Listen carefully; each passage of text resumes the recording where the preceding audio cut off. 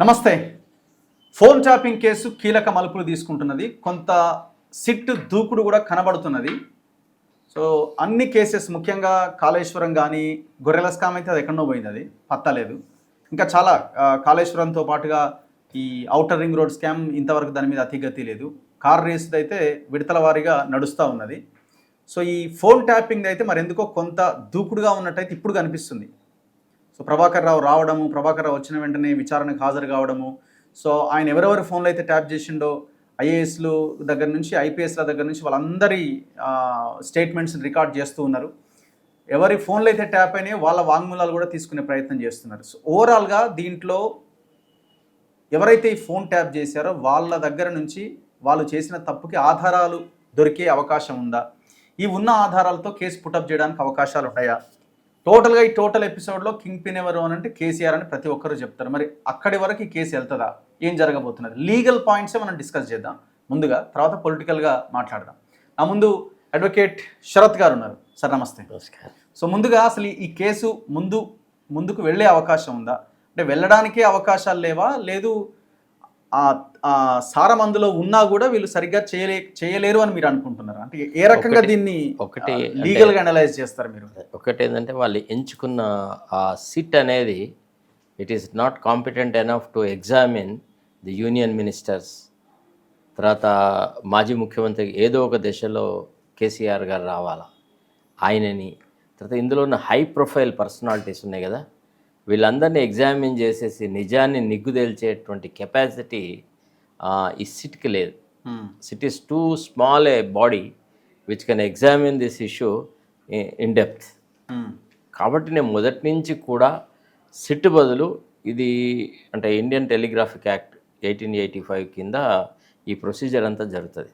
జనరల్గా ఈ సర్వీలియన్స్ అనేది అఫీషియల్ ఇన్ఫర్మేషన్ గ్యాదర్ చేయడము which is prejudicial or detrimental to the interest of the central government, state peace, tranquility అనే అంశాలు మనకి భారతదేశం వ్యాప్తంగా ఉంటాయంటే ఇప్పుడు బార్డర్ స్టేట్స్ అయినటువంటి పంజాబ్లో, హర్యానాలో, తర్వాత గుజరాత్లో, రాజస్థాన్లో, మనకి ఇతర దేశాలతో బార్డర్ ఉన్న చోట అక్కడ in the interest of the national security వాళ్ళకి ఎవరు అనుమతి వస్తే వాళ్ళ మీద వాళ్ళు ఇంటర్సెప్షన్ చేసేసి అన్ని విషయాలు కనుక్కుంటారు. మన రాష్ట్రంలో ఇది అట్లాంటి గంభీరమైన అంశాలలో కూడా ఏదైతే టెలిఫోన్ ట్యాపింగ్ జరపాలో దాన్ని రాజకీయ కారణాలతో రాజకీయ ప్రత్యర్థులను ఇతరులను చేసినారు.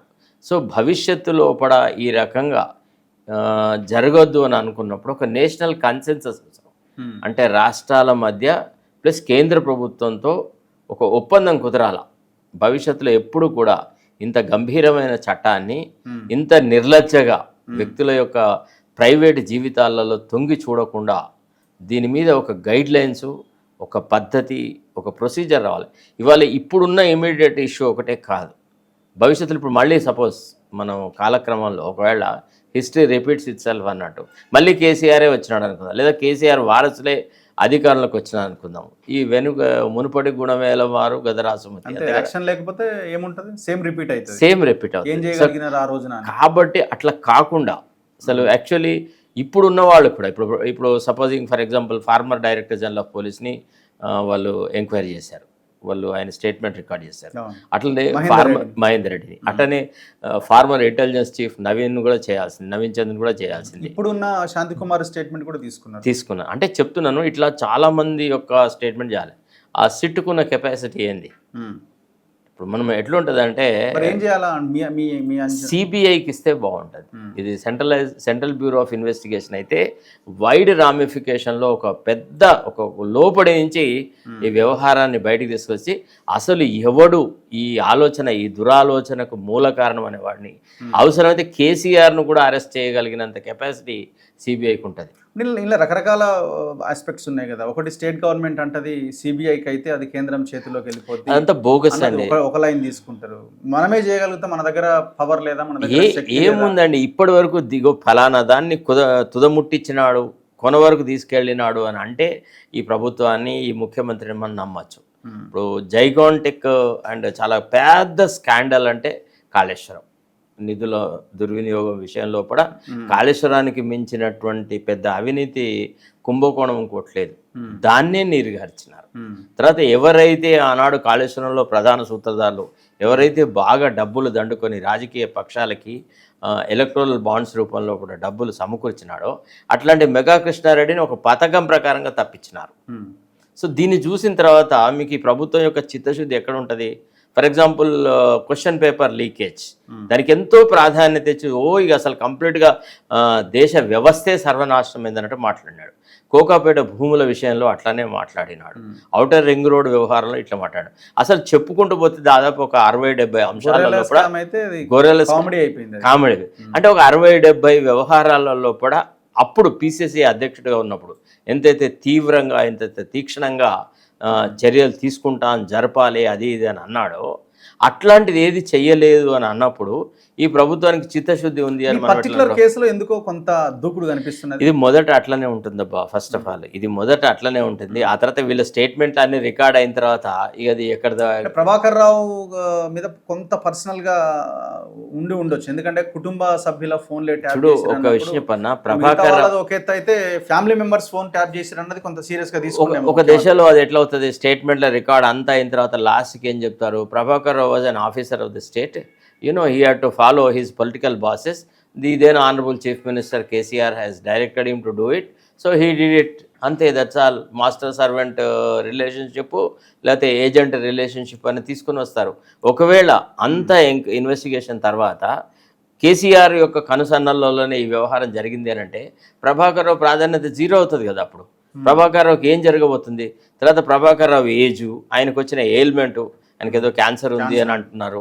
సో రకరకాల సమస్యలు ఉన్నాయి. ఇప్పుడు ప్రభాకర్ రావు ఒక్కడు లేకపోతే మొత్తం మహాభారత యుద్ధం ఆగిపోతుంది అనే లెవెల్లో కూడా జరగడానికి వీల్లేదు కదా. సపోజ్ ఒకవేళ చెప్పలేం కదా మనం, పరిస్థితులు ఫలానా రకంగా జరుగుతాయి అని మనం చెప్పడానికి వీల్లేదు. సో ఇప్పుడు మీరు అంటే ఇప్పుడు జరుగుతున్న విచారణ ప్రకారంగా స్కామ్ అయితే జరిగింది కదా 100%. వాళ్ళు చాలా ట్యాపింగ్ చేసినారు అన్న దాంట్లో డౌట్ లేదు. చాలా నిర్లజ్జగా చట్టాన్ని పూర్తిగా తూట్లు పడిచి రాజకీయ ప్రత్యర్థులను ఒక ముగ్గులో దించడానికి, వాళ్ళను నిర్వీర్యం చేయడానికి, ఒక ప్రభుత్వం ఎంత అప్రజాస్వామికంగా నడుస్తున్నా అదే ప్రభుత్వానికి మొత్తం పోలీస్ యంత్రాంగం కొమ్ముగాసిన తీరు ఇది ఏ డెమోక్రటిక్ కంట్రీలో ఏ డెమోక్రటిక్ స్టేట్ ఇటు జరగలేదు. This is first of it's kind in the country. అంటే ఇండియన్ టెలిగ్రాఫ్ యాక్ట్ను ఈ రకంగా కూడా మిస్యూజ్ చేస్తారా అని మనము అభ్రపడేలాగా ఆశ్చర్యపడేలాగా వీళ్ళ వ్యవహారం ఉంది. అంటే మనం ఏదో అధికారి ఎంతో కొంత అధికార పక్షానికి కొంత సానుకూలంగా ఉంటాడు అనేది విన్నాం, కానీ మరీ పూర్తిగా తాబేదారులుగా ప్రవర్తించిన తీరు వీళ్ళ రూల్ బుక్ పోయింది. ఇప్పుడు మనం చూస్తే సిగ్గు అనిపించట్లేదు, ఐపీఎస్ ఆఫీసర్లకు ఇంత చెప్రాసీలాగా పనిచేశారా అని. వాళ్ళ ఒక్కొక్కడు కొన్ని 100 కోట్లు సంపాదించినాడు. ఇప్పుడు ఇందులో ఎవరేదో ఆర్డినరీగా మామూలుగా డబ్బులు సంపాదించిన వాళ్ళు కాదు. అంటే స్వామి కార్యం స్వకార్యం అన్ని చేసుకున్నారు. రాజకీయ ప్రత్యర్థులను చెరబట్టేసేసి కేసీఆర్ అమ్ముకున్నారు, ఆడియోలు లిటరల్ గా అమ్ముకున్నారు. అంతే కదా. మీరు ఇంకోటితో ఎంతో మంది ఈనాడు టెలిఫోన్ కుంభకోణంలో అంటే బాధితులు ఎవరైతే ఉన్నారో ఈ ట్యాపింగ్ కుంభకోణంలో వాళ్ళు బహిర్గతం చేయలేకపోతున్నారు, బయటికి రాలేకపోతున్నారు. వాళ్ళ వ్యక్తిగత జీవితాలలోకి వీళ్ళు అంత లోతుగా తొంగి చూసినారు. మనం ఈ విషయం మర్చిపోదు. ఇవాళ సినిమా ఇండస్ట్రీని అంతా వీళ్ళ చెప్పు చేతుల్లోకి రావడానికి వీళ్ళకు టెలిఫోన్ ఈ ట్యాపింగే ఉపయోగపడేది. కొంతమంది నిజ జీవితాలు అంటే మనకు ప్రైవేట్గా మాట్లాడుతున్నప్పుడు చాలా సందర్భాలలో ఎట్లుంటుందంటే, ఇప్పుడు నేను మీతో మాట్లాడతాను, వెళ్ళిపోతాను, తర్వాత ఇంకెక్కడో మాట్లాడతాను, వెళ్ళిపోతాను. ఆ తర్వాత వాళ్ళకి ఏదో రకంగా నా కాంటాక్ట్ దొరికితే నాకు వాళ్ళు ప్రైవేట్గా మా పేరు చెప్పకండి అని చాలా విషయాలు చెప్తాను. మీరు అక్కడ పనిచేసి వచ్చారు కాబట్టి మీకు ట్యాపింగ్ జరిగిందన్న ఒక అంచనా కూడా ఉండాలి కదా. 100%. నేను చెప్పాను కదా, ఫస్ట్ విక్టిమ్ నేనే. అంటే నాకు ఎట్లా అనుమానం వచ్చిందంటే, నేను డైరెక్టర్ జనరల్ ఆఫ్ పోలీస్ దీదన్ మహేందర్ రెడ్డి గారి మా ఇద్దరి మధ్య జరిగిన conversation which was on phone with regard to promotion of a particular individual. Out of turn promotions అనేవి జరగకూడదు, ఇది సీనియారిటీని కాదని కొందరు దొంగలకి అప్పుడున్న అధికారులు కొంత ప్రైవేట్గా హెల్ప్ చేసినారు. ఇదంతా ఒక కాకస్. ఇది కాకుండా ఇన్స్టిట్యూషన్లో ఒక డిసిప్లిన్ ఉండాలా, నిజంగా నిజాయితీగా పనిచేసిన వాళ్ళను కాదని దొంగలకు ప్రమోషన్లు ఇచ్చే పద్ధతి తప్పు అని ఆయన ఒక ప్రిన్సిపల్డ్ స్టాండ్ తీసుకున్నాడు. నేను I was also mentally supporting that particular view. అయితే ఈ రాధాకిషన్ రావుకు సంబంధించిన ఒక వ్యక్తికి మేము out of turn promotion reject చేసినప్పుడు దానికి వ్యతిరేకంగా మేమిద్దరం మాట్లాడుకున్న విషయము మరుసటి రోజు ఎప్పుడైతే రాధాకిషన్ రావు వచ్చి నాతో మాట్లాడినాడో నీ పెదవుల కదలికలు కూడా నాకు తెలుస్తాయి, నువ్వు ఏం అడ్వైజర్ ఇస్తున్నావు నాతోనే డైరెక్ట్గా నేను గెట్అవుట్ అని చెప్పిన, నువ్వు నాతో నన్ను ఎదురిస్తున్నావు, చాలా గెట్అవుట్, నువ్వేవాడి నాకు చెప్పడానికి I will go by the rule, I will never buckle under pressure, నేను చెయ్యా అని చెప్పినాను. వాడు అప్పటి నుంచి ఇక పగబట్టి ప్రతిదీ గోరంతలు కొనదు. లాస్ట్కు వాళ్ళు ఎంత దిగజారినారు అంటే ఒక పర్టికులర్ కేసులో ఒక ఏసీబీ రేడ్స్ అన్నీ జరిగి వాడి క్యారెక్టర్ అంతా పరమ దరిద్రం. 3-4 సార్లు సస్పెండ్ చేసిన వ్యక్తికి మొత్తం టోటల్గా వాడికి బ్యాక్ వేజెస్తో సహా జీతం ఇవ్వాలా అని ఒక జడ్జితో ఒక తీర్పు తీసుకొచ్చినారు. ఆర్గ్యుమెంట్ కంటే ముందు వాళ్ళ అడ్వకేట్ పోయి జడ్జిని కలిసినాడు రఘు. నేను ఆర్గ్యూ చేయని విషయాలు నేను ఆర్గ్యూ చేసినట్టుగా జడ్జి రాసినాడంటే మీకు ఏం చెప్పాలి. నేను ఒక ఎట్లా ఆశ్చర్యపోయినానంటే అరే గిట్ల కూడా వ్యవస్థల్ని మ్యానిపులేట్ చేస్తారా అని. ఒక రకంగా నన్ను ఎట్లా ప్రొజెక్ట్ చేసినారు తెలుసా, నేనేదో పెద్ద ఘోరంగా నేరంగా వ్యవహారం చేసినట్టు. నాకేముండే ఒక ప్రిన్సిపల్ ఏముండేదంటే అవినీతిలో పట్టుబడ్డ వ్యక్తి పూర్తిగా మారల్ టర్పిట్యూడ్, వాడికి అసలు ఇంటిగ్రిటీయే లేదు, వాడు ఎట్లా how that fellow is an asset to the department అని. నాకు కొద్దిగా క్యారెక్టర్లెస్ ఫెలోస్ అంటే మొదటి నుంచి కొంత ఏవగింపే ఉండేది, నేను ఇష్టపడకపోతుంటే. అయితే చిన్న చిన్న అంశాలలో కూడా ఒకవేళ ఆఫీసర్లు ఎవరైనా కష్ట సుఖాలలో ఉంటే మాత్రం ఐ యూస్ టు ఇంటర్వ్యూన్. నేను అవసరమైన సందర్భాలలో డీజీపీ గారికి కన్విన్స్ చేసి కూడా కొంతమంది చిన్న చిన్న వాటిలలో ఉన్న వాళ్ళని తప్పించిన సందర్భాలు ఉన్నాయి. అంటే డిపార్ట్మెంట్ అనేది ఒక కోహెసివ్ యూనిట్గా ఉండాలి. Character and integrity must be protected, preserved at all costs అని మహేందర్ రెడ్డి గారికి ఉండేది, నాకు కూడా ఆయనతోనే సిమిలర్ వ్యూస్ ఉండేది. సో కాబట్టి నాకు అప్పుడే అర్థమైంది. నేను ఇమీడియట్గా మా వాళ్ళ నుంచి వెరిఫై చేసిన, yes sir you are under scanner, మీ ఫోన్ మాత్రం ట్యాప్ అవుతుంది సార్ అని అన్నారు. నాకు అప్పుడే తెలుసు. అందుకే కదా నేను చాలాసార్లు మీకు గుర్తుండే ఉంటుంది, మనం ఈ ప్రభుత్వానికి కేసీఆర్ ప్రభుత్వాన్ని వ్యతిరేకంగా కొట్లాడే సందర్భంలో కూడా నేను ఈ విషయం మీకు చెప్పినాను. ఏమని ఇట్లా చేసినారు, టెలిఫోన్ ట్యాపింగ్ ద్వారా రాజకీయ ప్రత్యర్థులను బొందబెట్టినారని. తర్వాత ఇంకో విషయము, 12 మంది ఎమ్మెల్యేలను కేసీఆర్ కొన్నదానికి కూడా ఈ టెలిఫోన్ ట్యాపింగ్తో సంబంధం ఉంటుంది. ఏది అప్పుడు సవితా ఇంద్రారెడ్డి వాళ్ళలో ఎవరెవరు రేవంత్ రెడ్డి పట్ల ఏవగింపున్నారు, ఎవరెవరు రేవంత్ రెడ్డి నాయకత్వాన్ని ఇష్టపడుతున్నారు, ఇష్టపడట్లేదు, ఎవరికి ఎక్కువ ఆకాంక్షలు ఉన్నాయి, ఎవరికి మంత్రులు అయితే బాగుండు అనే కోరికలున్నాయి, ఇవన్నీ ఒక పద్ధతి ప్రకారంగా చేసి సవితా ఇంద్రారెడ్డిని ట్రాప్ చేసేసి ఈ రకంగా చేసిన ప్రతి దాని వెనుకుంది. కాకపోతే చచ్చు దద్దమ్మలు కాంగ్రెస్ వాళ్ళు, వీళ్ళకి అసలు ఏ మాత్రము కూడా వీళ్ళకి తెలివి లేదు. వీళ్ళు ఎన్నడూ ప్రత్యర్థులు చేసేటువంటి ఒక కార్యక్రమం ఏంటిదని చూసిన వాళ్ళు కాదు. వీళ్ళంతా ఏంటంటే ఎవరో చేసిన కృషికి ఎవరో ఈనాడు ఫలితం అనుభవిస్తున్నట్టుగా వీళ్ళుంది. వీళ్ళు చేసిన యుద్ధాలు లేదు, ఉద్యమాలు లేదు, వీళ్ళు ప్రభుత్వం తీసుకురావడానికి ఏ రకంగా బాధ్యులు. లీగల్గా ప్రభాకర్ రావు, కేసీఆర్ ఎవరైతే ఈ ట్యాపింగ్ లో ఉన్నారో వాళ్ళు తప్పించుకోవడానికి ఏమైనా అవకాశాలు ఉన్నాయి? దాంట్లో ఎవిడెన్స్ లేదు. Correct, exactly. ఇప్పుడు ఈ స్టేట్మెంట్స్ ఏం ప్రూవ్ చేస్తాయి? ఈ స్టేట్మెంట్స్ వల్ల జరిగేదంటూ ఒరిగేదంటూ ఏముంటది? ఎక్కువ ఆర్భాటం కంటే సిబిఐ కూడా ఏం చేయగలుగుతుంది అంటే ఇప్పుడు సిబిఐలో వ్యవహారాలకు వచ్చేటప్పటికి కొద్దిగా డీపర్ స్టడీ చేస్తాయి. నీకు చిత్తశుద్ధి కావాలి దేంట్లో అయినా కానీ. ఇక్కడ అయితే రేవంత్ రెడ్డి తన వాళ్లను తన వరకు తాను పవర్లో ఉన్నంత కాలము తను పవర్ఫుల్గా ఉన్నట్టు చూపెట్టడానికని ఒక నాటకం, ఒక డ్రామా లాగా వ్యవహారాలు జరుపుతున్నాడు. ఒక్కసారి ఈయన పిక్చర్లో లేకపోతే ది ఇష్యూ ఈజ్ అవుట్ పోతుంది. తర్వాత ఇతను కూడా ఒక దశ వరకు మాత్రమే దేన్నైనా ఆర్భాటం చేస్తాడు, ఆ తర్వాత వదిలేడతాడు. నేను మీకు 1-2 చిన్న ఎగ్జాంపుల్ చెప్తా. కోకాపేట భూముల సంగతి ఎంత ఆర్భాటం చేసినాడు, రాజపుష్ప గురించి అది ఇదని. చివరకు ఈయన పోయి సిబిఐ డైరెక్టర్కు ఒక రిప్రజెంటేషన్ ఇచ్చి హైకోర్టులో కేసు వేసి ఇవన్నీ వ్యవహారాలు చేసేసి దాన్ని అటకెక్కించినాడా లేదా? నిజానికి కొన్ని 100 కోట్ల వ్యవహారం, అది ఏదో మామూలు వ్యవహారం కాదు. తర్వాత క్యాన్సర్ హాస్పిటల్కు ఏదైతే జాగ ఇచ్చినారో అతనికి, అతను ఎవరు హెట్రో డ్రగ్స్ వాళ్ళకి, అదే అక్కడ ఖానామెట్లో ఆ భూమి విషయంలో ఎన్ని మాటలు మాట్లాడినాడు. అసలు ఒక మాట మాట్లాడిన ఒక మాట మాట్లాడలేదని కాదు, 100 కోట్ల ఆస్తి అని అన్నాడు. మళ్ళీ ఏం చేశాడు? వాడితో రాజీ పడ్డాడా లేదా? వాడికి ఎక్స్టెన్షన్ ఇచ్చినాడా లేదా? చెప్పు, ఎక్కడా నిజాయితీ ఉంది? ముఖ్యమంత్రి అనే ఒక వ్యక్తిలో ఫలానా చోట నిజాయితీగా ఫలానా పని చేసినాడంటే భవిష్యత్తులో ఈ కార్యక్రమాన్ని బ్రహ్మాండంగా చేస్తాడని మనం ఊహించవచ్చు. ఇటు రాష్ట్ర ప్రజలకు సంబంధించిన సంక్షేమ కార్యక్రమాల్లో కానీ అభివృద్ధి కార్యక్రమాల్లో కానీ ఎంత అవినీతి జరగాలో అంత అవినీతి జరుగుతూనే ఉంది. ఇవాళ ఫలానా రంగంలో ప్రభుత్వం యొక్క చిత్తశుద్ధి చాలా బలంగా ఉంది అని చెప్పగలిగిన అంశం ఒక్కటి ఉంది. ఇప్పుడు ప్రభాకర్ రావు ఏం చేస్తున్నాడు? ఇప్పుడు అందరూ ఏం ఊహించారంటే మిగతా కింద ఉన్న ప్రణీత్ రావు, రాధాకిషన్ రావు వీళ్ళంతా మా బాస్. ఎవరా బాస్? ప్రభాకర్ రావు అని చెప్పారు.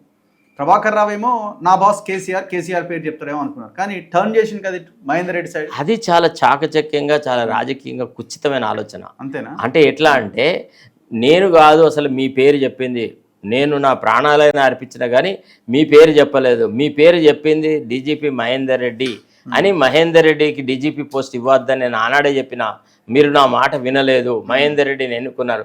చూసారా, బయటకు వచ్చిన తర్వాత మహేందర్ రెడ్డి రేవంత్ రెడ్డికి దగ్గరగా పోయినాడు, కేసీఆర్ను ఇరికిచ్చినాడు అనే చెడ్డ పేరును తీసుకొచ్చేసి మహేందర్ రెడ్డికి ఇతరులకు అంటగట్టడానికి చేస్తున్న వ్యవహారం. నిజానికైతే మహేందర్ రెడ్డితో ఈయన ఏమాత్రము రిలేషన్షిప్ కలిగి ఉండే, ఎప్పుడు ప్రగతి భవన్లోనే ఉండేది ప్రభాకర్ రావు అనే వ్యక్తి. తర్వాత ప్రభాకర్ రావే లిటరల్లీ డిఫాక్టో డీజీపీ. అసలు డీజీపీ అనేది నామమాత్రం. ఒక పద్ధతి ప్రకారంగా ఏం చేస్తున్నాడంటే, రిటైర్డ్ చీఫ్ సెక్రటరీలు అందరినీ అడ్వైజర్గా పెట్టుకున్నాడు అబ్బా, అప్ టు జోషి వరకు. తర్వాత రిటైర్డ్ డీజీపీలు అందరినీ అడ్వైజర్లు పెట్టుకున్నాడు. తర్వాత ఖాన్ అనేవాడిని, వాడిని వీని అందరిని పెట్టుకొని సర్వింగ్ చీఫ్ సెక్రటరీ అనేవాడు ఒక dummy, service DGP is a dummy, అంతే, దట్స్ ఆల్. అంతే. ఇక తనకు ఇష్టం వచ్చినట్టుగా వ్యవహారాలు చేస్తున్నాడు.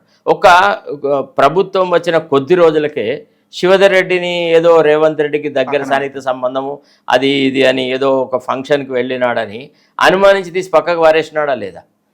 ఈ suppose to be one of the good officers. ఇట్లా రకరకాలుగా వ్యవహారాలు చేసినాడు అనమాట. సో దీన్ని సమగ్రంగా జరగాలి. మహేందర్ రెడ్డి సంబంధం లేదని అంటారా మీరు కూడా? నేను లేదని అన్నానండి, అతనికి నాలెడ్జ్ ఉంటుంది, but his complicity is doubtful. అంటే ఆయన నాకు తెలిసిన మేరకు, to the best of my understanding, ఆయన మరీ అంత దిగజారి వ్యవహారాలు చేస్తాడని నేను అనుకోను. నాకైతే అట్లా అనిపించలేదు. Because I had a very long stint with him. చాలా విషయాలలో, చాలా ఇష్యూస్లలో we have had several discussions. అంటే రేవంత్ రెడ్డికి సంబంధించిన అన్ని అంశాలలో ఆనాడు ప్రభుత్వం తరఫున నేనే ఉంటుంది కాబట్టి నాకు తెలుసు ఎక్కడ ఏం జరిగిందని. నేను ఆయనలో పెద్ద క్యాస్ట్ ఫీలింగ్ కూడా చూడలేదు మహేందర్ రెడ్డి గారిలో. అంటే to be frank with him, అంటే ఆనెస్ట్గా చెప్పాలి. ఎందుకంటే ఎట్లుంటుందంటే, ఇవాళ మనం ఉంటాము ఉండం, సత్యం అనేది చాలా పవిత్రమైంది. ఆ సత్యం చెప్పలేని వ్యక్తి ఎవరికి ఏ రకంగా కూడా ఉపయోగపడదు అనమాట. ఇది మనము to see that truth comes out. నిజమైన దుర్మార్గులకు శిక్ష పడాలన్నటువంటి ఒక ఆదుర్దతో చెప్పేదే తప్ప కేసీఆర్ పట్లనో లేకపోతే ఇంకెవరి పట్లనో ఒక ఏదో రకమైనటువంటి దురభిప్రాయంతో చెప్పేది కాదు. ఒక దుష్టమైన ఆలోచన. సో ఇప్పుడు అరెస్ట్ అవ్వడానికి అవకాశాలు ఎంతవరకు ఉన్నాయని మీరు అనుకుంటున్నారు ఈ పర్టికులర్ కేసు? ఇది మాక్సిమం పనిష్మెంటే 3 సంవత్సరాలు. ట్యాపింగ్ లో దేశద్రోహం, మావోయిస్టుల సమాచారాన్ని ధ్వంసం చేశారు, ఇదంతా పెద్ద పెద్ద కనబడుతున్నది కదా సార్.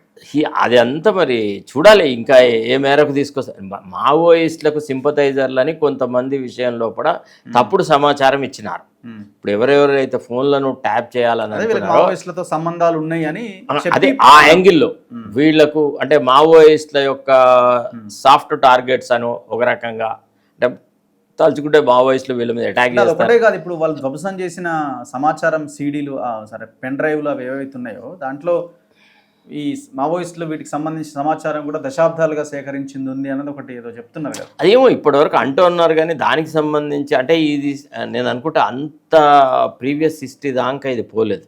ఇది కేవలము పొలిటికల్గా ఎన్నికలప్పుడు గెట్ ఓవర్ అవ్వాలా, మళ్ళీ అధికారంకు రావాలా అనే ఒక షార్ట్ టర్మ్ ఒక స్కీమ్ పెట్టుకొని అదే పద్ధతిలో కూడా వ్యవహారాలు జరిపినారు. ఎన్నికల నుంచి 1 ఇయర్ దెబ్బతీయడం అన్నది రాజ్యాంగ మౌలిక, దీనికి ఆర్టికల్ 21 విరుద్ధం. Yes, exactly, I agree. దానికి సంబంధిత చట్టం ఓన్లీ ఇండియన్ టెలిగ్రాఫిక్ యాక్టే కదా. ఇప్పుడు ఇండియన్ టెలిగ్రాఫిక్ యాక్ట్ యొక్క ఆబ్జెక్ట్ ఏంది? To protect and preserve the privacy, liberty, అట్లాంటి వ్యవహారాల్లో డీల్ చేస్తుంది. కానీ ఆ సంబంధిత చట్టంలోనే మీకు 3 సంవత్సరాల జైలు శిక్ష ఉన్నప్పుడు ఇంకా అంతకంటే ఎక్కువ ఏం జరుగుతుంది? సో ఇది ఇక్కడ ఏంటంటే, పబ్లిక్ లైఫ్లో ఎవరెవరు హీనాతిహీనమైన పనులు చేసినారు, ఎవరెవరు తమ పదవి బాధ్యతలను దుర్వినియోగం చేసినారు, ఎవరెవరు ప్రజల నమ్మకానికి సరిపోరు, ప్రజలు మళ్ళీ వీళ్ళ మీద ఎట్టి పరిస్థితులలో మీరు నమ్మకం ఉంచకండి అని చెప్పడానికి ఒక లార్జర్ పర్పస్కు సర్వ్ అవుతుంది ఇది. కాబట్టి ఇది సిబిఐకి ఇప్పుడు ఫర్ ఎగ్జాంపుల్ రేపు కేసీఆర్ని ఎగ్జామిన్ చేయాలి మనలో మాట, తర్వాత కొంతమంది మంత్రుల్ని. ఇప్పుడు ఒక పద్ధతి ప్రకారంగా చేస్తే కేటీఆర్ కూడా ఇందులో వస్తాడు. అందరూ వస్తారు. ఎందుకంటే ఎట్లా వస్తారంటే చెప్తానండి. ఇప్పుడు వాళ్ళు ఏం చేసినారు, ఒక ఫస్ట్ ఒక 5-6 అని అనుకున్నారు. ఆ తర్వాత తండ్రికి కొడుకు మధ్య కాన్వర్జేషన్లో అరే ఫలానోడి ప్రవర్తన కూడా మనకు అనుమానంగా ఉందిరా అంటే వీడు ప్రభాకర్ రావుని అంకుల్ అని పిలిచేవాడు. అంకుల్ ఇంకో ఫలానా వాళ్ళ మీద కూడా డాడీకి డౌట్ ఉంది అని అంటే వీడు వాడిని కూడా ఇంక్లూడ్ చేసేసి వాడి మీద కూడా నిఘా పెట్టేది అనమాట. సో కాబట్టి కంపల్సరీగా కేసీఆర్ కుటుంబ సభ్యులు అందరికీ నాలెడ్జ్ ఉంటుంది. అందరూ కూడా ఇందులో ఎంతో కొంత భాగస్వామ్యం పంచుకున్నారు. తర్వాత ముఖ్యంగా ఫిలిం ఫీల్డ్కి సంబంధించిన వ్యవహారాలు ఇంకా బయటికి రావాల్సి ఉంది. This glamorous part of this case is film actors and actresses. అది రావాలబ్బా. బాలీవుడ్ దాకా పోయిందని అంటారు, మధ్య తెలియదు మరి అది ఏమో కానీ కొంతమంది హీరోయిన్లు మాత్రం చాలా దారుణంగా మోసపోయినారు. వాళ్ళ వ్యక్తిగత జీవితాలను మాత్రం సర్వనాశనం చేసినాడు. అంతవరకైతే డౌటే లేదు. అంతేనా? ఎస్, 100% పక్కాగా చెప్పగలుగుతారా? పక్కగా చెప్పగలను.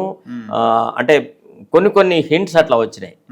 ఒకటేసారి సడన్గా డ్రాప్ అవ్వడము, ఒకేసారి సడన్గా వ్యవహారాలు చేయడము అనేది ఒక పద్ధతి. ఇప్పుడు ఎట్లుంటుందంటే ఫర్ ఎగ్జాంపుల్ కొన్ని సందర్భాలలో వాళ్ళు చేసిన కాంప్రమైజెస్ మనం భరించలేము. గవర్నమెంట్ రాగానే కన్వెన్షన్ని ఒక 2-3 గోడలు అవి ఇవి కూలగొట్టడంలో చూపెట్టినంత పెద్ద శ్రద్ధ సడన్గా ఆగిపోయిందబ్బా. రివర్స్ అయింది. అంతేకాదు, మీకు అయ్యప్ప సొసైటీలో అయితే నేనే కదా I took the order to demolish all illegal structures అంటే రాతో రాత అన్ని గులగొట్టినాము. తర్వాత సడన్గా కవిత ఎంటర్ అయింది, పిక్చర్ను ఒక డిఫరెంట్గా మార్చింది. తర్వాత ఎవరెవరు ఏమనుకుంటున్నారు, ఎట్లా అనుకుంటున్నారు, ఏ ఇన్ఫర్మేషన్ ప్రతి వార్డు మీద ట్యాబ్ పెట్టినారబ్బా.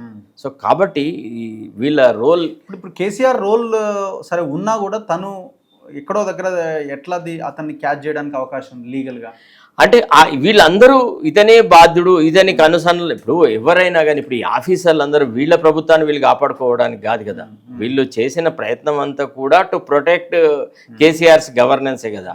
ఆయన పార్టీ యొక్క ఇంట్రెస్ట్ల కోసమని ఆయనకు ఉపయోగపడే బాధ్యునిగా పెట్టి ఎఫ్ఐఆర్ ఛార్జ్ షీట్ అతని పేరు పెట్టడానికి అవకాశం 100% అవకాశం ఉంటుంది. భవిష్యత్తులో ఇప్పుడు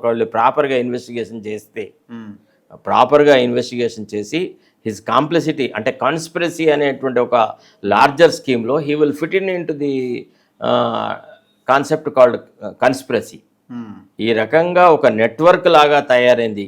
ఇది అంతా ముఖ్యమంత్రి కనుసన్నల్లోనే జరిగింది అని చెప్పే ఆస్కారం ఉంటుంది. అందుకే కేసీఆర్ ఒక ప్రెస్ కాన్ఫరెన్స్ ఎంత లైట్గా మాట్లాడంటే ఎవడో ఎక్కడో చేస్తాడు, ఎవడా రాధాకృష్ణ ఎవడో అని అన్నాడు. అంటే అంత ఆ మాట్లాడే తీరులోనే నీకు ఆ క్రిమినల్ నేచర్ బయటికి వచ్చింది అనమాట. అతని ఆలోచన సరళే చాలా డిఫరెంట్. ప్రభాకర్ రావుని విచారిస్తున్నప్పుడు ఆయన సరిగ్గా రెస్పాండ్ అవ్వట్లేదు అని అంటున్నారు. డెఫినెట్లీ సిట్ సుప్రీంకోర్టుకి వెళ్ళి ఆయనకున్న ఆ రిలాక్సేషన్ని తీసేయిస్తే తప్ప కస్టడీలోకి తీసుకుంటే తప్ప నిజాలు రావు అని. కస్టడీకి దీనికి ఏం తేడా? ఏముండదు. కస్టడీకి తీసుకున్నా ఆయనను ఎవడు కొట్టడు, ఆయన మీద ఏ రకమైన ప్రెషర్ పెట్టాడు. ఇది ఏంటంటే ఆర్డినరీ క్రిమినల్ని ప్రశ్నించినట్టు కాదు కదా. ఇప్పుడు ఇంత పెద్ద కాన్స్పిరసీలో high profile fellow and IG ర్యాంక్లో రిటైర్ అయినాడు. ఇవాళ ఆయనను ప్రశ్నలు అడిగే వాళ్ళందరూ ఆయన కనుసన్నలలో మెలిగిన వాళ్ళే. నేను అనుకుంటాను ఇన్వెస్టిగేషన్ రూమ్లో పోగానే అందరూ సార్ నమస్కారం అంటారుగా వచ్చాయి నాకు తెలిసి. అందుకే నేను అన్నాను ఇతనితో సంబంధం లేని వ్యక్తుల వల్ల ఒకవేళ ఎగ్జామినేషన్ జరిగితే వాళ్ళ ఎంక్వైరీ కనుక జరిగితే వాస్తవాలు చాలా ప్రస్ఫుటంగా బయట. మీరు సిబిఐ అంటున్నారు, కేంద్రం ఇక్కడ ఇన్వాల్వ్ అవ్వడానికి ఎలాంటి అవకాశాలు లేవా? కేంద్రం ఇన్వాల్వ్ కావాలండి. ఇప్పుడు కేంద్ర మంత్రులు కదా, ఇప్పుడు ఫర్ ఎగ్జాంపుల్ అంటే ఇన్వాల్వ్ కావాలా అంటే ఎవరైనా ఒకళ్ళు ఈ ప్రస్తుతం జరుగుతున్నటువంటి ఆన్ గోయింగ్ ఇన్వెస్టిగేషన్ చాలా ఇన్కంప్లీట్గా ఉంది, లేకపోతే ఎఫెక్టివ్గా జరగట్లేదు, దీనికి చాలా వైడ్ రామిఫికేషన్స్ ఉన్నాయి, అసలు రాష్ట్ర భద్రతను దేశ భద్రతను కాపాడాల్సిన చట్టాలను రాజకీయ ప్రత్యర్థుల మీద వాడి దుర్వినియోగం చేసినారు, భవిష్యత్తులో ఇట్లాంటి కార్యక్రమాలు జరగొద్దు అని అన్నప్పుడు ఒక కన్సెన్సస్ ఉండాలా, ఇట్లాంటి విషయాలు. ఇప్పుడు ఫర్ ఎగ్జాంపుల్ జడ్జిలని ఒక ఫోన్లను కూడా ట్యాప్ చేసినారు. మరి ఇప్పుడు జడ్జిల స్టేట్మెంట్ రికార్డ్ చేస్తుందా ఈ సిట్? చెప్పండి. సిబిఐ చేయగలుగుతుందా? సిబిఐ చేయగలదు. సిబిఐకి ఆ ప్రొఫైల్ ఉంటుంది, ఆరా ఉంటుంది అనమాట. అంటే ఒక పని సాధించడానికి ఇప్పుడు మనం ఎట్లుంటుందంటే యుద్ధానికి పోయేటప్పుడు ఏదో చిన్న కట్టెను పట్టుకొని పోయేటుంటుంది, చేతిలో గన్ అయితే ఉండాలి కదా. తర్వాత కాబట్టి ఆ ప్రొఫైల్ లేదు ఈ సిట్కి. కాబట్టి అది సిబిఐకి పోవడమే సముచితము, న్యాయం, ధర్మం దాంట్లోనే సత్యం బయటకు వస్తుంది. ఇతరత్ర మార్గాలలో రాదు. కానీ ఎందుకు మరి బీజేపీ వాళ్ళు కూడా సైలెంట్ గానే ఉన్నారు దీని మీద? వాళ్ళు సిబిఐకి అప్పగించండి అని అంటున్నారు. ఎందుకు బండి సంజయ్ అడుగుతున్నాడు అబ్బా, బండి సంజయ్ అడుగుతున్నాడు. కానీ రేవంత్ రెడ్డికి రవ్వంత కూడా బాధ కలగకుండా అతి జాగ్రత్తగా కాపాడుతున్నాడు కిషన్ రెడ్డి. కిషన్ రెడ్డి ఉన్నంత కాలం రేవంత్ రెడ్డికి నష్టం లేదు. సో ఇప్పుడు సిట్ నుంచి ఒకవేళ ఇది కేంద్రానికి పోతే రేవంత్ రెడ్డికి కొంత చెంపదెబ్బ పెట్టినట్టు అవుతుంది కదా. సో కాబట్టి రేవంత్ రెడ్డిని ప్రొటెక్ట్ చేసే అంశంలో కూడా ఫామ్ హౌస్ కొనుగోలు, ఎమ్మెల్యేల కొనుగోలు కేసులో బిఎల్ సంతోష్ ఫోన్ వీళ్ళందరి ఫోన్ ట్యాప్ చేసిరనే కదా చర్చ అంతా చేసినారబ్బా. కేసీఆర్ ఒక 2 ఆడియోలు తీసుకుపోయి జడ్జిలకి, ముఖ్యమంత్రులకు అందరికి పంపిండు కదా. మీకు ఒక విషయం అన్న, ఈ ఫుల్ దీని సమాచారం అది కాదండి, బండి సంజయ్ ఫోన్ ట్యాప్ చేసే కదా ఆ ఎస్ఎస్సి ప్రశ్నపత్రాల లీకేజ్లో ఆయన ఎట్లా ఒక మున్సిపల్ వాళ్ళు కుక్కను తీసుకుపోయినట్టుగా గీసుకొని తీసుకుపోయినారు కదా. వాళ్ళలో పౌరుషం అనేది లేదండి. ఫస్ట్ ఆఫ్ ఆల్ వాళ్ళలో వాస్తవం కనుక అంటే కిషన్ రెడ్డిని ఓవర్కమ్ అవ్వడము వీళ్ళ వల్ల అవ్వట్లేదు. ఎవరు? బండి సంజయ్ వీళ్ళ వల్ల. కిషన్ రెడ్డి ఏమో ఖచ్చితంగా రేవంత్ రెడ్డిని ప్రొటెక్ట్ చేయాల్సిందే, మాది, మా బంధుత్వము, మా రిలేషన్ అనేటువంటి ఫీలింగ్లో ఉందన్నమాట. అందుకోసమే అసలు బీజేపీ హైకమాండ్కు ఈ రాష్ట్రంలో బీజేపీ పవర్లోకి రావాలన్న కోరిక, సంకల్పం జటిలమైనాడు. మళ్ళీ బండారు దత్తాత్రేయని వాళ్ళని వీళ్ళని తీసి పక్కకు పెట్టినారు. అటనే మన ఇతని కిషన్ రెడ్డిని కూడా తీసి పక్కకు పెట్టేసేసి ఆగబోయా నువ్వు చేసిన చోటికి చాలు, మేము చూసుకుంటానులే అని అంటారు. ఇప్పుడు ఎట్లయితే ఇంతకుముందు వెంకయ్య నాయుడు ఇట్లనే ఉండేది, బీజేపీని గెలవనీయకపోతుండే, గదే 4-3 ఆ స్థితిలోనే ఉన్నాడు. ఆయన మొత్తం చాలా పవర్ అనుభవించినాడు. సేమ్ అదే సూత్రంలో కూడా కిషన్ రెడ్డి పోతాను. వీళ్ళకి పవర్లోకి రావాలి బీజేపీ అన్న అది లేదబ్బా, కసి లేదు. ఇక్కడ బీజేపీ విషయానికి వస్తే ఆ 4 అన్న ఒక చర్చ ఆల్రెడీ ఉన్నది. వాళ్ళు 4 గెలవడానికి ప్రయత్నం చేస్తారు. ఎవరు అధికారంలోకి వచ్చే అవకాశం ఉంటే వాళ్ళతో మాట్లాడుకుంటారు, వాళ్ళు గెలవడానికి ప్రయత్నం చేస్తారు. స్టేట్ లో అధికారంలోకి రావడానికి వీళ్ళ ప్రయత్నం జరగదు, రావాలని కూడా వీళ్ళు కోరుకోరు. ఎగ్జాక్ట్లీ అది కరెక్ట్. ఇప్పుడు ఇంకొక లైన్ ఉన్నది. ఇప్పుడు ఇక్కడ బండి సంజయ్ అండ్ ఈటల ఇక్కడ వీళ్ళు కొట్లాడుకుంటున్నారు. బండి సంజయ్కి ఈటలకి గొడవ అనేది అసలు అది యూజ్లెస్ కాంట్రవర్సీ అండి. బండి సంజయ్కి ఈటల పోటీ కాదు, ఈటలకు బండి సంజయ్ పోటీ కాదు. విన్నారా? వాళ్ళు డిఫరెంట్ ఏరియాలలో ఆపరేట్ చేసుకోగలరు. వాళ్ళ మధ్య ఒకసారి కూర్చొని డిస్కస్ చేసి అన్న ఏంటిది అని అన్న, లేకపోతే వాళ్ళ బీజేపీ పెద్దలు వాళ్ళిద్దరిని కూర్చుని ఇగో నీ ఏరియా ఇది, నీ ఏరియా ఇది, ఒకళ్ళ దాంట్లో ఒకళ్ళు తలదూర్చకండి అంటే వాళ్ళు కాంప్రమైజ్ అయ్యే అవకాశాలు ఉంటాయి. వాళ్ళు కలిసి పనిచేసినా అట్లీస్ట్ ఒకళ్ళ మీద ఒకళ్ళు మన్నుపోసుకోకుండా ఉండే ఇది జరుగుతుంది. దానివల్ల జరిగే డ్యామేజ్ కంటే ఈ కిషన్ రెడ్డి బీజేపీని ఎదగకుండా చేస్తున్న డ్యామేజ్ చాలా ఎక్కువగా ఉంది. పార్టీ మొత్తం కంప్లీట్గా నీకు గుప్పున ఎదుగుతుంది మొక్క, దాన్ని టక్క కత్తెర పెట్టి ట్రిమ్ చేసేసి మళ్ళీ దాన్ని ఎక్కడ ఉంచాలో అక్కడికే ఉంచేస్తాను అంట. ఈ పద్ధతే చాలా డేంజరస్. ఈ కుమ్ముక్కు రాజకీయాలతోనే బీజేపీ మీరు చూడండి, కాళేశ్వరం మీద పాజిటివ్ స్టేట్మెంట్ ఇచ్చింది. ఎగ్జాక్ట్లీ. నిన్న ఈటల మీటింగ్ 10 o'clock స్టార్ట్ అయితే 9 o'clock బండి సంజయ్ పెట్టి కాళేశ్వరం అట్లా ఎట్లా ఎవరన్నారు, అట్లా ఎన్డీఎస్ఏ రిపోర్ట్ ఇది అట్లా మాట్లాడడం కరెక్ట్. ఎగ్జాక్ట్లీ నాసిరకం కాన్స్టిట్యూషన్ అదే చెప్తున్నాను కదా. వీళ్ళు ఇంతే. ఇక నేను అందుకే మొదటి నుంచి ఏమంటున్నాను, వీళ్ళు ఎదగనివ్వలేరు. మాకు తెలంగాణలో మన ప్రాంతాల్లో ఏమంటారు, మోతుకు 3 ఆకలి అంటారు. అదే మోతుకు 3 ఆకలి అంటారు. పెద్ద వృక్షమైనా కానీ ఏ మండకు చూసినా 3 ఆకులు ఉంటాయి. ఇక బీజేపీ పరిస్థితి కూడా అంతే. 5 9 రోజు కొట్లాడుతూనే ఉంటారు. ఇది ఎప్పుడు పార్టీ అధిష్టాన వర్గం అమిత్ షా లెవెల్లోనో లేదా ప్రధానమంత్రి లెవెల్లోనో ఫీల్ అయ్యి వాళ్ళు ఆలోచించి ఈ రాష్ట్రంలో బీజేపీ ఎందుకు పవర్లోకి రాదు, పవర్లోకి రావడానికి ఎవరు ప్రతిబంధకం అనుకుంటే, ఎట్లయితే అక్కడ రాజస్థాన్లో విజయరాజ్ సింధియాను, తర్వాత మధ్యప్రదేశ్లో శివరాజ్ సింగ్ చౌహాన్ ఎట్లా తొలగించేసేసి కొత్త తరానికి అవకాశాలు ఇచ్చినారో, అట్లా ఈ ఒక 2 ఏళ్ల తర్వాత కిషన్ రెడ్డిని మంత్రివర్గంలో తొలగించి ఏ రాష్ట్రానికి ఒక గవర్నర్గానో లేకపోతే ఇంకేదో పారేస్తే అప్పుడు ఏమైనా ఈ రాష్ట్రంలో పార్టీ ఎదిగే అవకాశాలు ఉంటాయి. కవిత ఎపిసోడ్ ముగిసినట్టే అనుకుంటున్నారా? లేదు, ముగిసినట్టు కాదు. కవిత ఇంకా చాలా డ్రామాలు ఆడుతుంది. నిన్న అతను కలిసింది కదా, కృష్ణయ్య గారు కలిసి బీసీల యొక్క మద్దతు అడిగిందట. మరి కృష్ణయ్య గారు ఏం చేస్తారో, వ్రతభ్రష్టుడు అవుతాడా లేకపోతే కవితకు మద్దతు ఇస్తాడా ఆలోచించాలి. ఎందుకంటే పుడక జమ చేసి ఈనాడు బీసీల మూవ్మెంట్ ఒక మీనింగ్ఫుల్గా తయారైంది. ఇవాళ రకరకాల వాళ్ళు రకరకాల కోణాలలో ప్రయత్నం చేస్తున్నారు. కొంతమంది ఒక రకంగా, ఇప్పుడు కృష్ణయ్య గారు, జాజుల శ్రీనివాస్ గౌడు, తర్వాత ఇంకా మళ్ళా తీన్మార్ మల్లన్న, ఇట్లా రకరకాల వాళ్ళు రకరకాలుగా చేసుకుంటూ మొత్తానికి బీసీలను అందరినీ ఏకత్రం చేసే ప్రయత్నం చేస్తున్నారు. దీంట్లో అన్నలో ఉమ్మేసినట్టుగా ఇప్పుడు ఈయన పోయి కనుక కవితతో కలిస్తే అది పరమ దుర్మార్గం అవుతుందని నా అభిప్రాయం. ఇప్పుడు ఆమె ఎపిసోడ్లో సైలెంట్గా ఉన్నది ఇప్పుడు ఎందుకో మరి, అంటే కొంత స్టార్టింగ్లో ఫ్యామిలీ మీద కేటీఆర్ మీద దూకుడుగా చేసినట్టుగా వ్యవహరించింది. కేటీఆర్కి నోటీస్ ఇచ్చిందని కూడా ఆమె వ్యతిరేకించింది. Blood is thicker than water, అంతా అవుతుంది అది టీ కప్పులు తుఫాను. అవసరం అనుకుంటే లాస్ట్కి ఏముందబ్బా, కూతురు తండ్రి, డాడీ నాతో పొరపాడేది డాడీ అని ఏడ్చుకుంటూ పోయి, డాడీ సైలెంట్గా ఉండి కూతుర్ని ఖతం చేసినట్టుండు. కథమేం చేయలేదబ్బా, ఆమె ఓన్ వేలో పోనిస్తున్నాడు, ఆమెకి ఇచ్చినాల్సినంత ఫ్రీడమ్ ఇస్తా ఉన్నాడు, ఆమె తనకు తోచినంత దున్నుకుంటూ వస్తుంది. వేరే వాళ్ళు ఎవరు లేకుండా ఈ తెర మీద, ఈ దీని మీద, ఈ రంగస్థలం మీద మేము మాత్రమే నటులము, వేరే నటులే లేరు, మేము లేకుండా సినిమానే తయారు కాదు అనే యాంగిల్లో తీసుకొస్తున్నారు వాళ్ళు. మనం విషయాలు అర్థం చేసుకోవట్లేదు. వేరే వాళ్ళ నాయకత్వము బలహీనపడుతుంది వీళ్ళు రావడం వల్ల. ఎంతకాలం గదే రామారావు, గదే నాగేశ్వరరావు వాళ్ళని చూస్తాం. కొత్త తరం నటులు వచ్చినట్టుగా కొత్త తరం రాజకీయ నాయకులు రానివ్వట్లేదు. వాళ్లే దాన్ని మొత్తం కంప్లీట్గా గుత్తాధిపత్యం పట్టినట్టుగా ఓసారి బీసీ వాదం అని, ఓసారి తెలంగాణ వాదం అని, ఇంకోసారి ఇంకో వాదం అని, ఇట్లా తీసుకొచ్చే వ్యవహారాలు చేస్తా ఉన్నా. అంతకంటే ఎక్కువేం లేదు. ఈ కవిత తండ్రితో కొట్లాడలేదు, అన్నతో కొట్లాడలేదు. ఆ మమకారం వాళ్ళకని. ఇప్పుడు ఏదో షర్మిల, జగన్మోహన్ రెడ్డి లాగా మనము కవితను, కేటీఆర్ను చూడలేము. అంటే వీళ్ళకి ఆ రకమైన ప్రతిపత్తి లేదు. సో కాబట్టి ఇదంతా అవుతుంది. సో ఇప్పుడు జూబ్లీ హిల్స్ బై ఎలక్షన్ రాబోతుంది సార్, మీ అంచనా ఏంటి సార్? ఎట్లా ఉంటుంది ఒకవేళ ఎలక్షన్? చూడాలి ఇక్కడ ఎవరు ఏ రోల్ ప్లే చేస్తారని చూడాలి. బీజేపీ డమ్మీ అభ్యర్థిని పెట్టి రేవంత్ రెడ్డికి సహాయపడుతుందా అంటే, ఇప్పుడు గద్దర్ కూతురుని ఎట్లయితే పెట్టి కేసీఆరే రేపు కాంగ్రెస్కు సహాయపడేలాగా వ్యవహరిస్తాడా, లేకపోతే బీజేపీ ఒక మంచి బలమైన అభ్యర్థిని పెడితే కేసీఆర్ మళ్ళీ అదే గోపి వాళ్ళ భార్యను పెట్టేసేసి దుబ్బాకలో జరిగినట్టు లేకపోతే ఇంకెక్కడో జరిగినట్టుగా చేసి ఎలక్షన్ నిర్వీర్యం చేస్తాడని మనం చూడాలి. ఏది ఏమైనా కానీ ఇది బీజేపీకి పరీక్ష, తర్వాత రేవంత్ రెడ్డికి కూడా పరీక్ష. ఎంఐఎం కూడా ఇక్కడ కీ రోల్ ఉన్నట్టుంది. వాళ్ళ ఓట్లు ఎంఐఎం ఇప్పుడు ఆల్మోస్ట్ కాంగ్రెస్కు సరెండర్ అయినట్టే. అంతేనా? ఇక వాళ్ళ పెద్ద ఎంఐఎం కాంగ్రెస్ కలిస్తే వాళ్ళ మెజారిటీ అవుద్దేమో.